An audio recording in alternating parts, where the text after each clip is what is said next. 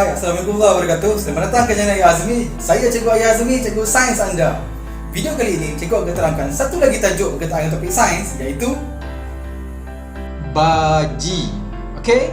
Sebelum tu, objektif pembelajaran kita kali ini, selepas selesai saja kamu menonton video ini, kamu dapat mengenal pasti mesej ringkas jenis baji. Okey? bagi sesiapa yang terlepas dengan video Cikgu sebelum ini, boleh klik link di atas untuk terus akses kepada video tersebut.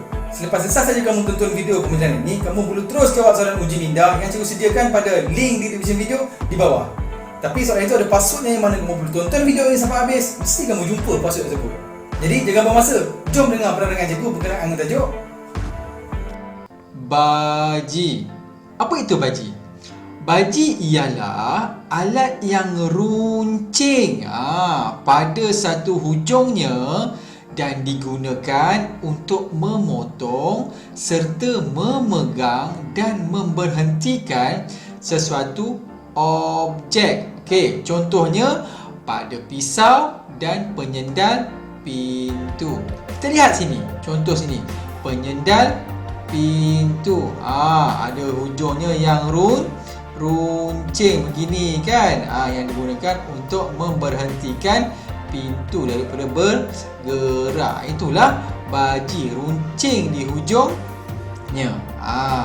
Contoh yang kedua pula adalah mata pisau ni. Lihat, mata pisau ini jika kita besarkan, dia kelihatan tajam. Inilah baji, runcing. Ini kita panggil runcing untuk memotong. Okey? Istilah lain bagi baji sebenarnya adalah baji begini kan. Jadi bermaksud terdapat satu, dua satah condong yang dirapatkan. Ini satu satah condong. Yang ini satu lagi satah condong. Nampak tak? Dua satah condong yang dirapatkan. Jadilah dia baji. Boleh? Bagi sesiapa yang belum subscribe channel Cikgu ni, sila subscribe sekarang untuk terus dapatkan video-video terbaru daripada Cikgu.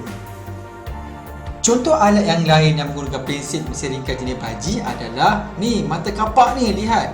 Ya, runcing. Ini satah condong lagi satu yang dirapatkan, jadilah hujung yang runcing. Inilah contoh baji yang terdapat pada mata kapak ni. Seterusnya yang kita sedia maklum yang terdapat pada mata pisau ini adalah mesej ringkas jenis baji, yang mana boleh kita besarkan.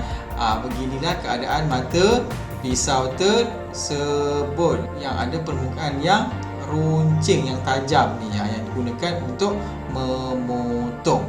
Okey? Jadi kesimpulannya, baji ialah alat yang runcing pada hujungnya dan digunakan untuk memotong serta memegang atau memberhentikan sesuatu objek. Dapat? Jadi cikgu harap penerangan cikgu sebentar tadi dapatlah memahamkan kamu mesej ringkas jenis baji. Okey? Sekiranya kamu dapati video ini memberi manfaat dan memahamkan kamu berkenaan dengan tajuk ni, sila tekan butang like, share dan komen video ini untuk terus bagi semangat kepada cikgu bagi menghasilkan video-video kualiti setiap minggu. Bagi sesiapa yang belum subscribe channel Cikgu ni, sila subscribe sekarang untuk terus dapatkan video-video terbaru daripada Cikgu. Sehingga kita jumpa lagi pada tajuk yang seterusnya. Saya Cikgu Ayah Azmi, Cikgu Sains anda. Bye-bye. Keterangan untuk soalan uji minda kali ini adalah 421. 421. Cikgu ulang, 421. 421. Selamat jawab soalan.